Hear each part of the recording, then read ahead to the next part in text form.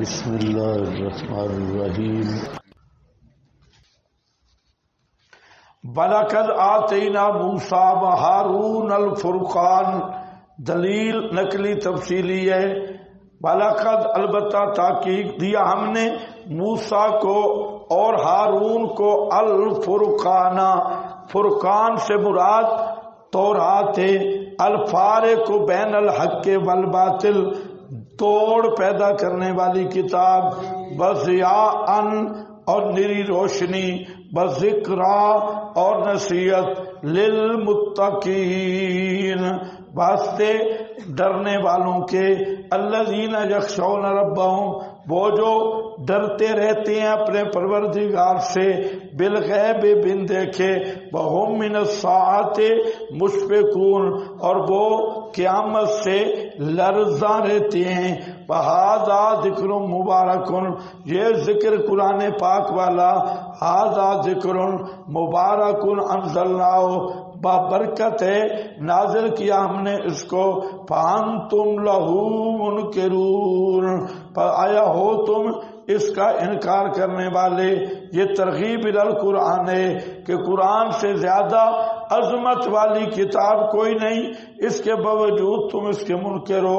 وَلَقَدْ آتَيْنَا إِبْرَاهِيمَ رُشْدَهُ مِنْ قَبْلُ بس یہاں سے اب بالکل آسان مضمون شروع ہو گیا، جہاں واقعات شروع ہوں تو پھر کام چل پڑتا ہے۔ یہ آیت نمبر 51 سے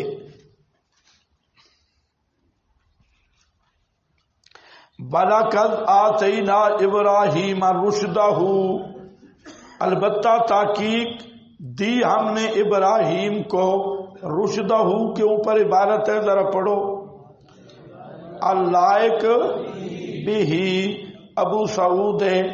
رشد اصل کہتے ہیں ہدایت میں پختگی۔ جہاں دو لفظ ہیں، ایک ہے تسلب اور ایک ہے تعصب، یہ دو لفظ ہیں، تسلب اور تعصب۔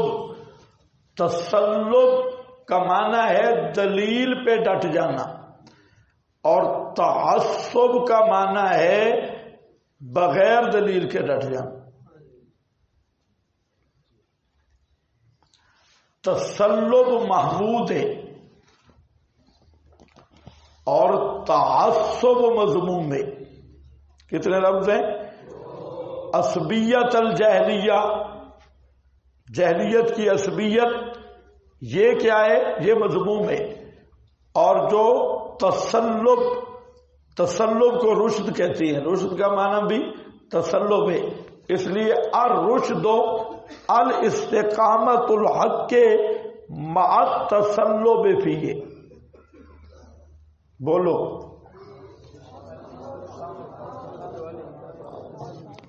بولو بولو سارے بولو، الرشد الاستقامت علی الحق مع التسلب فیہ۔ بولو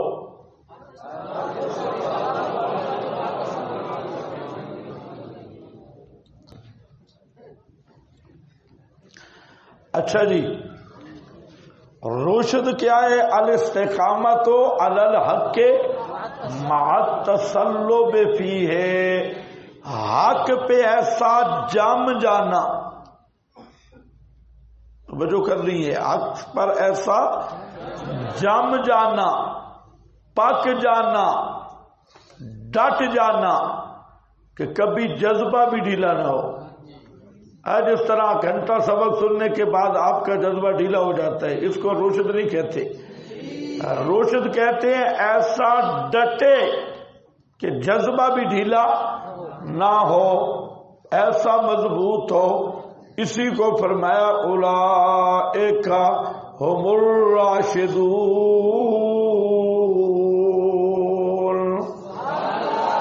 پکے راشدون۔ تو یہ بھی ایک عنوان درمیان سے نکال لو، نبی پاک کے صحابہ کو اللہ نے عظمتیں اس طرح عطا کی کہ جیسے پہلے انبیاء کی عظمتوں کے لیے الفاظ کا انتخاب ہوا، جہاں محمد الرسول اللہ کے صحابہ کے لیے بھی اسی طرح کے الفاظ اور کلمات کا انتخاب ہوا ہے۔ حضرت ابراہیم کے لیے کیا آیا؟ آتینا ابراہیم اور رشدہ، اور صحابہ کے بارے میں کیا آیا؟ اولئک هم الراشدون، یا رشدہ وہاں راشدون۔ ہاں یہاں صدیقاً وہاں صدیقون، یہاں صالحین وہاں۔ ہاں تجھے جتنے بھی انبیاء کو اللہ نے لقب دیے وہ اس کا حصہ صحابہ کو ملائے۔ آتینا ابراہیم رشدہ، ان کی شان کے لائق ان کو لیاقت عطا کی ہے۔ اور تعصب کیا ہوتا ہے؟ تعصب ہوتا ہے دلیل کھل گئی ہے، بالکل روشن دلیل سامنے ہے، اور یہ ڈٹا ہوا ہے میرا امام یوں کہتا ہے یا میرا شیخ یوں کہتا ہے یا میرا فلانا یوں کہتا ہے، اس پہ ڈٹ گیا تجھے کون ہے؟ متعصب ہے، اور متعصب عنید ہے، یہ ہدایت کے قابل نہیں ہے۔ تسلب مقصود ہے، جتنا توحید میں متسلب ہوگا اللہ کا اتنا مقرب ہوگا۔ ہاں بھائی دیکھو،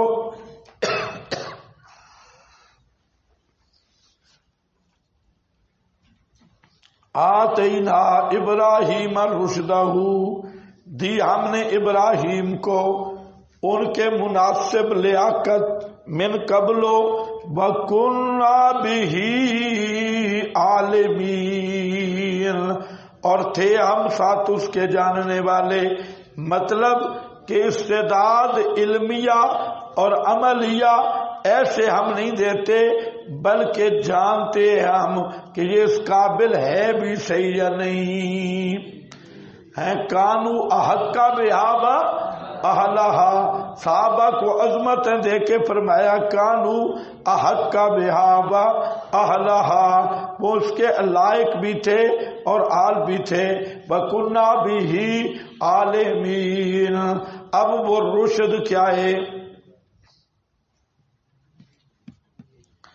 وہ مضبوطی کیا ہے؟ حضرت ابراہیم ٹکر لے رہے ہیں، اور معمولی بات نہیں۔ تم تو محلے والوں سے ڈرتے ہو اور شیوخ مشوخ سے ڈرتے ہو، لیکن حضرت ابراہیم اکیلے آدمی ہیں اور پوری بادشاہی سے ٹکر لے رہے، پوری بادشاہی سے، اور باپ سے بھی، برادری ایک آدمی بھی ساتھ نہیں۔ معلوم ہوتا ہے کہ توحید وہ غیرت ہے کہ تنہا ہو کر بھی کبھی ڈھیلا نہیں ہوتا، تنہا ہو کر بھی کبھی مرعوب نہیں ہوتا۔ اکیلے ابراہیم ہیں۔ اذ قال لأبیہ وقومہ، یہ رشد آ گیا جب ابراہیم نے اپنے باپ اور اپنی قوم کو دو ٹوک اعلان میں کہا۔ ذرا انداز دیکھنا ہے، ما ہذہ التماثیل، کیا ہیں یہ مورتیاں شورتیاں؟ ما ہذہ التماثیل، کیا ہیں یہ مورتیاں شورتیاں؟ یہ شورتیاں کیا ہے؟ یہ تحقیر ہے۔ ہذہ، یہ اس میں اشارہ تحقیر کے لیے آیا ہے کہ ما ہذہ التماثیل، یہ کیا مورتیاں شورتیاں، قبریں شبریں، یہ کیا بزرگ شزرگ بنا رکھے ہیں؟ تو ہذہ کیا ہے؟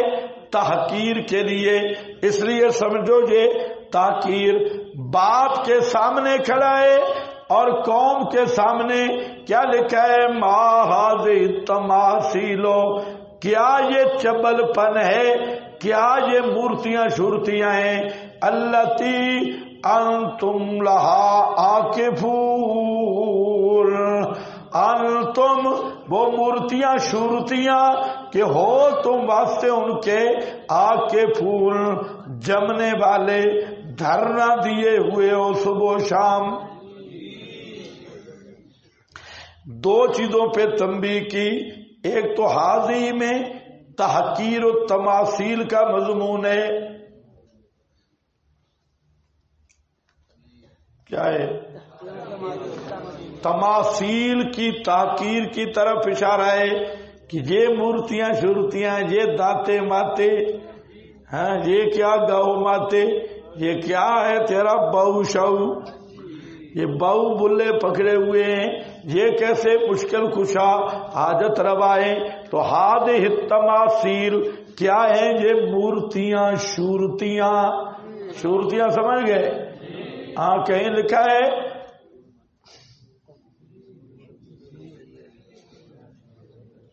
اچھا چلو اس میں اشارہ پہ اگر کہیں لکھا ہو تو تلاش کر لو، لکھا ہونا چاہیے کہ یہ کس کے لیے ہے؟ تحقیر کے لیے۔ اللتی انتم لہا عاکفون، یہ بلادت عابدین کے لیے ہے۔ بلادت ہے یہ حقیر مورتیاں اور تم چبل کے چبل ان کو پوج رہے ہو۔ ابا جی بھی ساتھ ہے لیکن اس میں کیا ہے؟ تحقیر ہے۔ انتم لہا عاکفون، ہماری بولی میں جمے ویکھو بیٹھے بھائی، صبح و شام جمے پہنے دھرنا دیتا ہو یعنی شکلہ ویک، معبود ویک تے عابد ویک، چبل دے چبل صبح و شام اتنے پہنے، تو یہ اس میں تاخیر بلادت عابدین ہے۔ کہتے ہیں قالو وجدنا آباءنا عابدین، قالو وجدنا، ہم نے پایا اپنے اکابر کو ان کے لیے عابدین، عابدین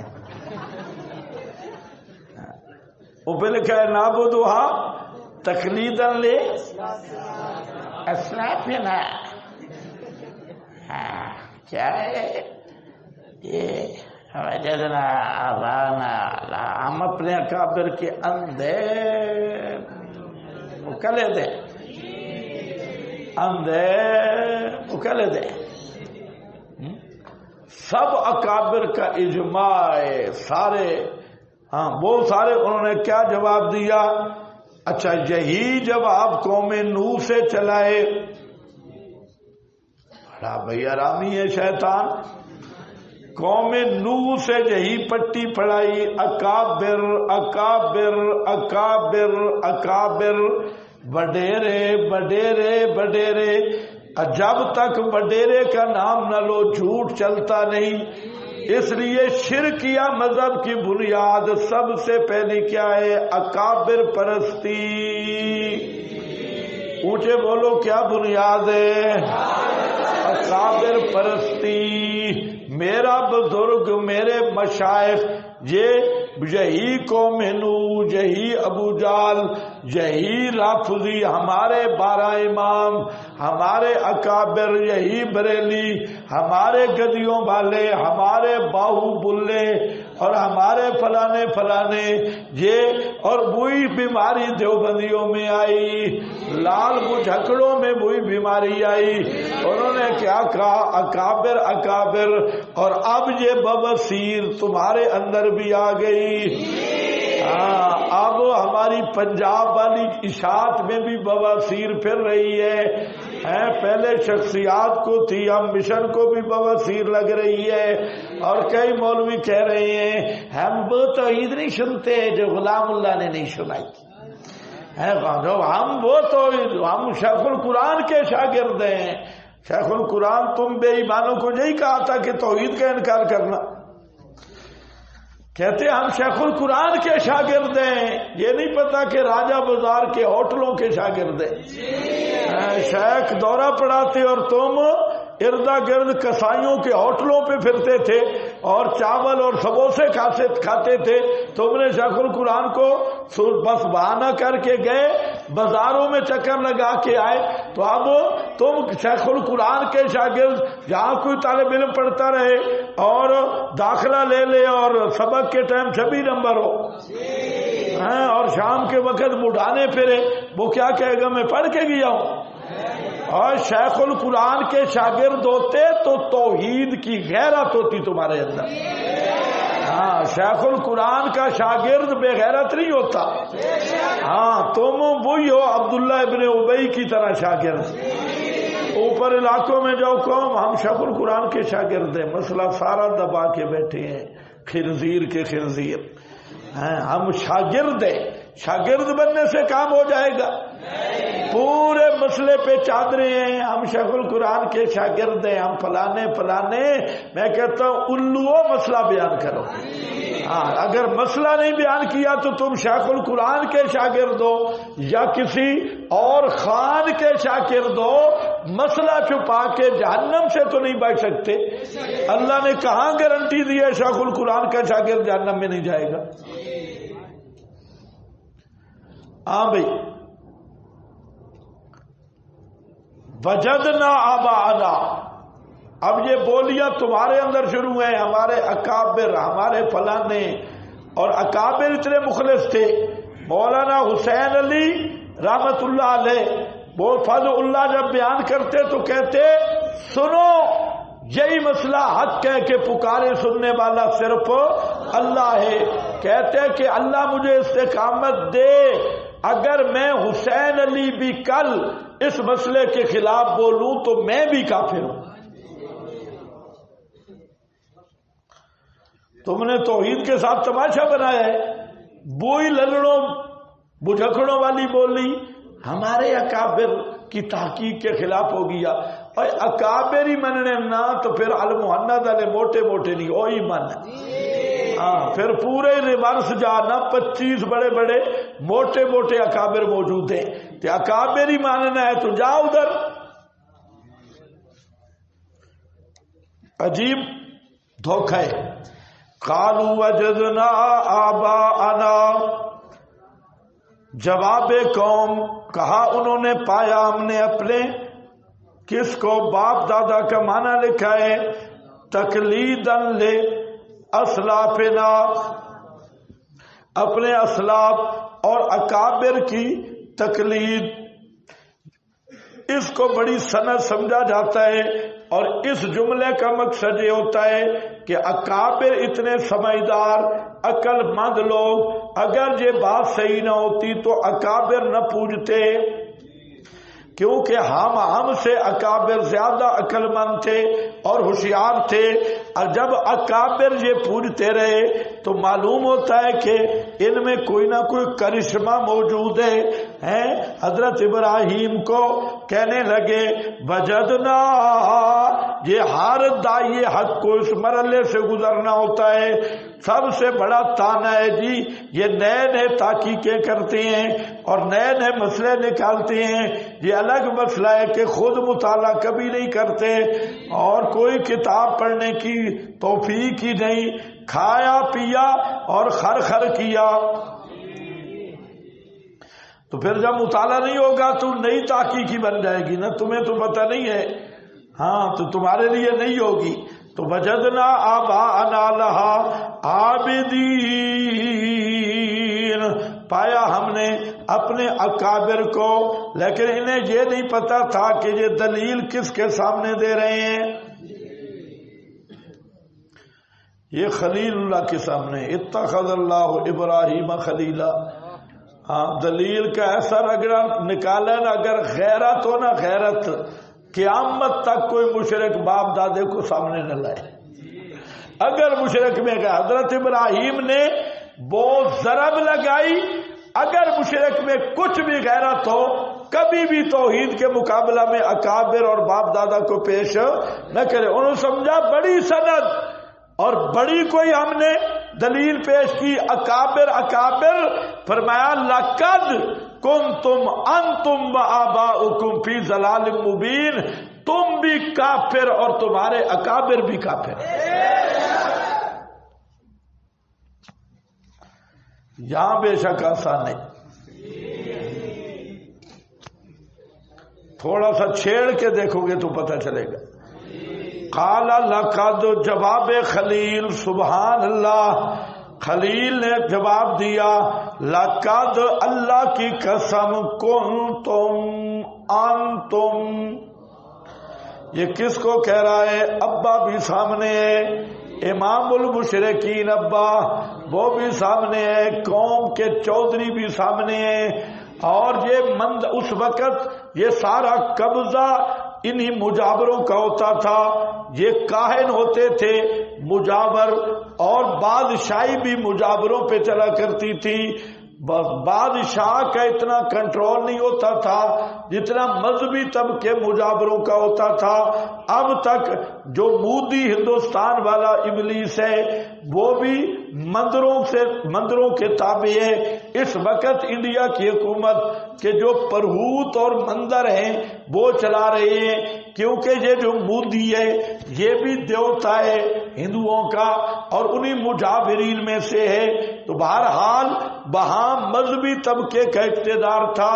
تو حضرت ابراہیم نے ان کے مذہبی مولوی، اور حضرت ابراہیم کا ابا واقعتاً پیر تھا، سارے اس کے مرید تھے اور سارے یہ فتوے دے دیا کرتا تھا. یعنی اس علاقے کا مفتی آذر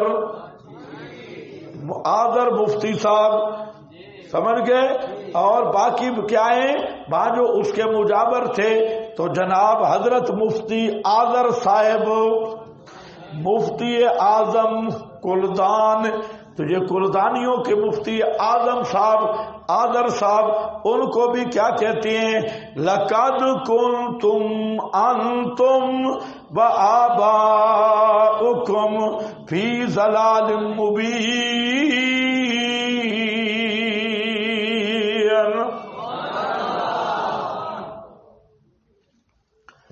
لأبیہ وقومی، فرمایا تم بھی کھلے گمراہ اور تمہارے باپ دادا بھی. جب سنا نا فتویٰ، ٹھوک کے فتویٰ سنا، ان کے تو ہوش اڑ گئے، دماغ الٹا ہو گیا، کیونکہ وہ تو الہ سمجھ رہے تھے. اور اکابر والی جب دلیل پیش کی تو حضرت ابراہیم نے کتنا زبردست فتویٰ لگایا، جی بے تسی کافر تھے، جے تمہارے پیو دادا کافر، جاؤ جی. ویسے جواب ہے یہی، جب توحید کے مقابلے لائے نا بابا سے لے تیری. قالوا جئتنا بالحق، ان کا ذہن نہیں تسلیم کر رہا تھا کہ یہ نوجوان نے کیسا گستاخانہ جملہ کہہ دیا. اس لیے کہتے ہیں کہ جئتنا بالحق، ابراہیم ہوش سے بات کی ہے. حق سے مراد سنجیدگی ہے، ہوش آواز سے، جذبات میں تو نہیں بہہ گیا. یہ جو تو نے فتویٰ لگایا ہے یہ فتویٰ تحدیدی فتویٰ تو نہیں لگایا، ڈرانے والا تو نہیں ہے، مذاق تو نہیں، کیونکہ ذہن نہیں مان رہا تھا کہ اتنے اکابر اور مفتیوں کو ابراہیم کہے گا نرے کافر.